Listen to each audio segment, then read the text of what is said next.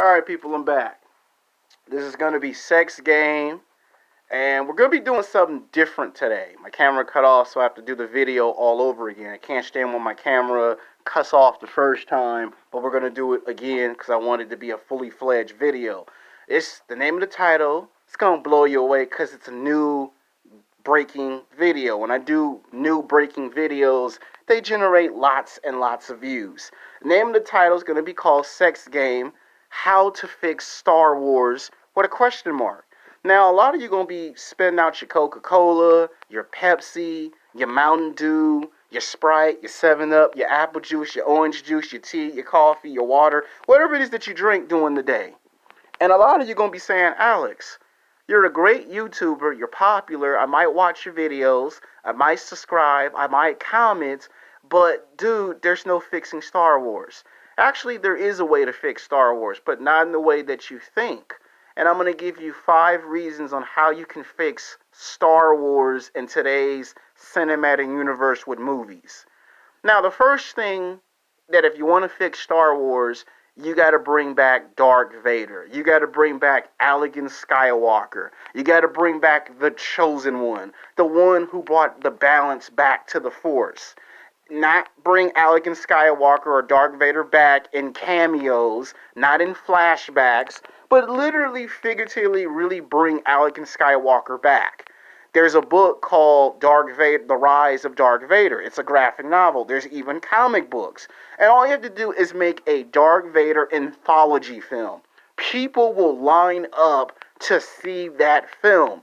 That would probably gross, if not $1 billion, it probably would gross anywhere between $250 to $290 million if you make a Darth Vader standalone film. All you gotta do is get someone like Steven Spielberg as executive producer, George Lucas as executive producer, 2 of the world's best filmmakers in the world. Get Steven Spielberg and George Lucas as executive producers. You can have a Disney executive. And then if you want someone to direct, you can bring in someone like Peter Jackson. Peter Jackson is good at making trilogies. So you can bring Peter Jackson, who did Lord of the Rings and The Hobbits, you bring him in to do a Darth Vader standalone film. Make the Darth Vader movie 2 hours and 20 minutes. You don't need no 3.5 hour movie. You don't need no 4.5 hour movie for a Darth Vader film. All you need is 2 hours and 20 minutes of a Darth Vader standalone film. And you can make the story about the Emperor sending the Darth Vader 10 planets in the galaxy to hunt down the last remaining Jedis that escaped Order 66. And you don't have to show the Emperor as much. You can show the Emperor on the big screen for about 5 to 10 minutes, and that's all you really need. We don't need the Emperor throughout the whole entire film. Show him for about 5 to 10 minutes, and that's good. Even better than that, you can show the Emperor the first 5 minutes of the beginning of the movie and the last 5 minutes of the ending of the movie. So you can show the Emperor for at least 5 to 10 minutes. So we see the Emperor, but he's not throughout the whole film. More important than that, you make the movie about Darth Vader in his prime.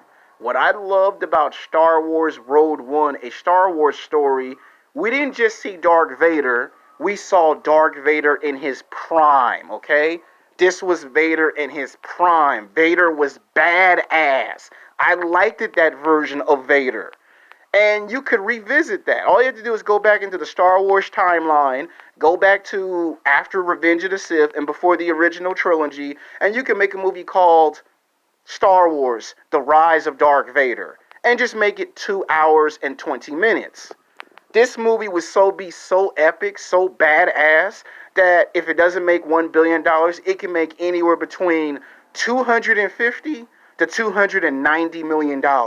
People will tune up to see a Darth Vader standalone movie. Somewhere in the movie, you can introduce Star Killer. Like, you don't have to actually go off the base of the comic book. Like, he doesn't have to be a 10-year-old kid. You can make him like he's a teenager or a young adult who's a slave trying to escape from another planet.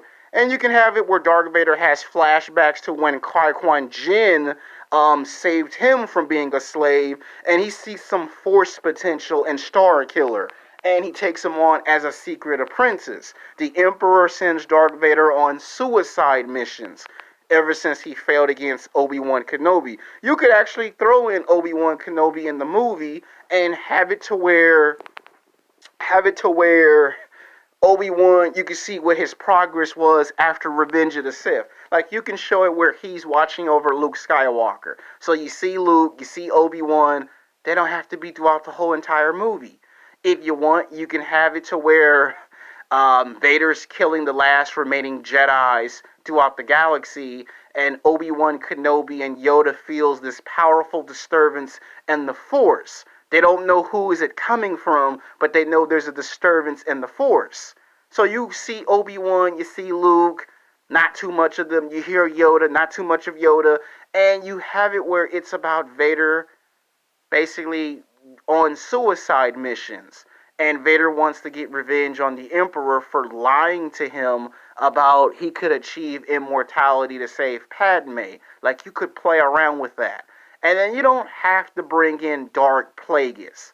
All you got to do is get a ancient Sith. Have Darth Vader run into an ancient Sith in the middle of the film who's a secret ancient evil.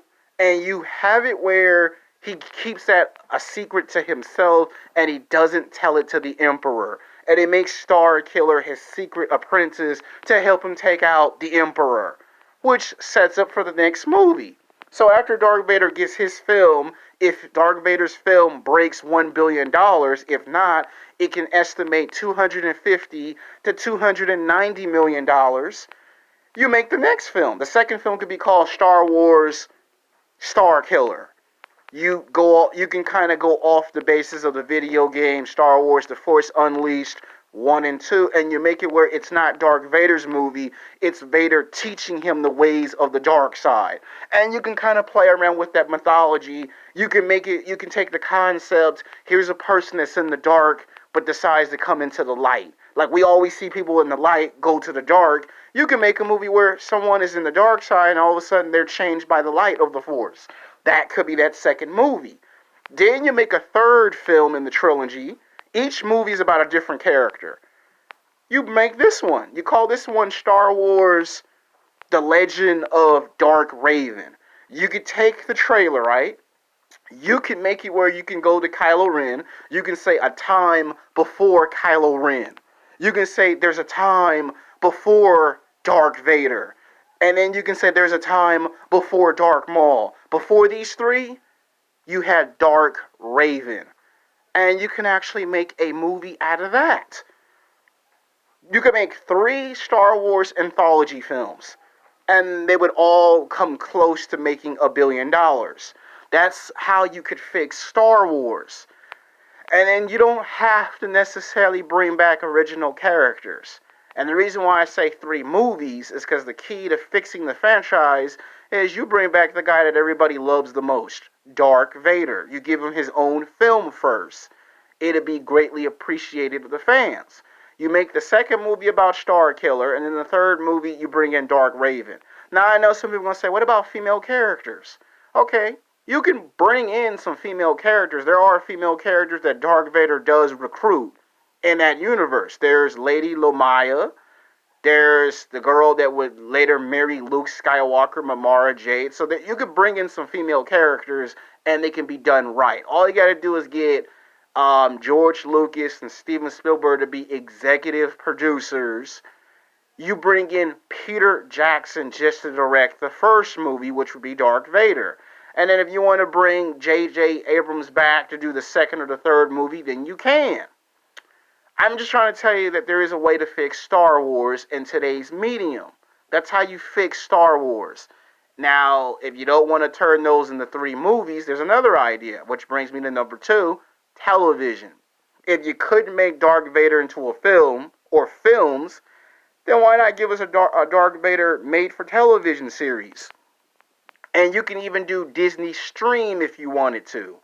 People will still watch it because it's Darth Vader. And you still can have that same story concept. He goes across the galaxy to 10 different planets to hunt down the last remaining Jedis that escaped Order 66. Because when you watch the original trilogy, you have to wonder how many other Jedis escaped and how come Darth Vader is still hunting people in that trilogy. And you could actually come up with the idea, if you want to get out of the hole, you would make a Darth Vader movie and people will watch it. It will save you a great deal of trouble. And I'm talking about if you can't make it. And then if you want to make an Obi-Wan Kenobi movie, you can. That's option number 3. Option number 4 is, if you can't do any of those characters, you could go back into the expanding universe and make it where, okay, we want to make one about a female character. That's where you could use Mara Jade, where somehow, some way, Anakin Skywalker could kind of pop up as a Force ghost to give her some pointers, or you can have Luke come in, and you can kind of go back to the time period before the Jedi Order was recreated, that he met this girl, and he trained this girl in the ways of the Force. You can kind of do a before there was Rey type of scenario. So there's that concept. Now, number 5. Number 5 is, you could just make it about Star Wars: The Knights of the Republic. Because you can go back to the beginning and explain how the Jedis and the Sith were created. Like, how did a Sith become a Sith? How did a Jedi become a Jedi? These are all concepts that could actually work in film or in television. That's how Star Wars can get fixed. Now, some people might say if Kevin Feige comes on board and does any one of these 5 ideas, they'll be great. They'll be fantastic. Now, do I think we'll have something different when he does Star Wars? Most definitely. Now, I didn't make this video because I heard he was going to do his Star Wars. I made this because people have said Star Wars is broken and it's destroyed. And I'm saying there's a way to fix it despite of all of that. Now, some people might say, should George Lucas buy it back? I'm sure that somewhere in 2021 or 2023, there might be talks of him buying it back. But he would have to pay a whole lot of money for it. So, if you're a Star Wars fan and you like this video, you will subscribe to this video, you will comment to this video, you will like this video. If you have better ideas than I have, you can put the ideas in the comment section. Until next time, peace.